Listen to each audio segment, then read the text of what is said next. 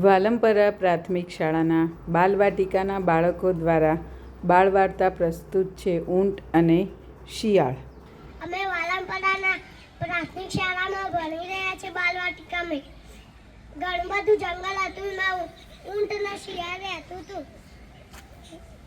શિયાળભાઈ કહે કે ઊંટભાઈના પાણી જ્યાં શિયાળભાઈ કહે કે શિયાળભાઈ મને તો બહુ શેરડી ખાવાનું મન થાય. એટલે ઊંટભાઈએ કહે કે મને બહુ ખાવાનું મન થાય. પણ ઊંટભાઈ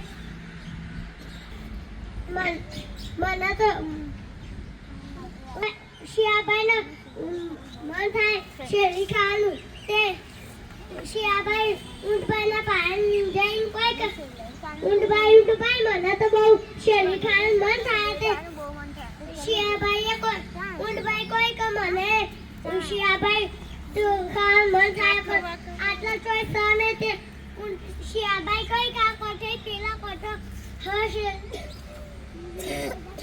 શેરડી. તે ઊંટભાઈ કહે કે હેડો ખાતે જઈએ. પછી નદીની વચ્ચે જ ઈકાન જાય. પછી ઊંટભાઈ શિયાળભાઈ કહે મને તો બહુ હું અમાર નદી તણી જાય. એટલે ઊંટભાઈ કહે કે શિયાળભાઈ વચ્ચે ઈકાન જઈને કહે કે વચ્ચે તો નદી આવે. તે ઈકાન જઈને ઊંટભાઈ કહે કે તમે મારું પિંક પર બેસજો, હું તમને આ કોઠે પેલા કોઠે લઈ જાઉં. તે બેસજે આ કોઠે પેલા કોઠે લઈ જાય.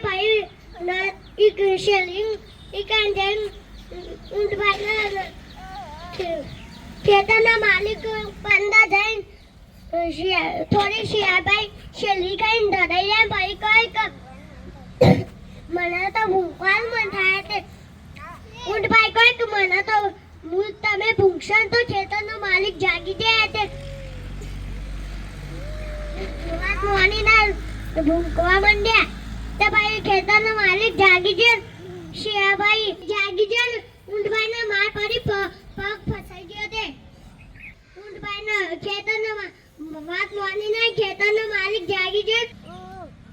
તે ઊંટભાઈનો પગ ફસાઈ જાય ને એટલે ખેતરનો માલિક ઊંટભાઈના પહાડ પગ ફસાઈ જાય. શેલીના ઊંટભાઈનો પગ ફસાઈ જાય ને એટલે માર પડી ઊંટભાઈને. ઊંટભાઈ કહે કે માર પિંડ ઉપર બેસજો, હું તમને આ કોઠે પેલા કોઠે લઈ જાઉં. તે બેસ્યા. તે આ કોઠે નદી વચ્ચે વચ જઈ કહે કે મને તો આરોટવાનું મન થાય. તે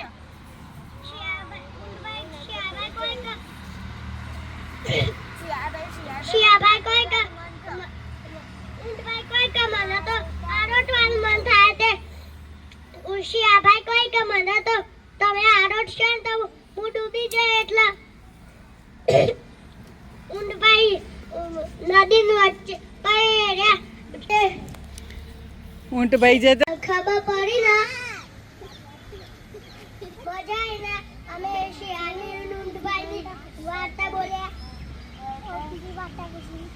અમે બીજી બાળ મિત્રો બીજી વાર્તા બોલી રહ્યા છીએ. બીજી વાર્તા કરીશું.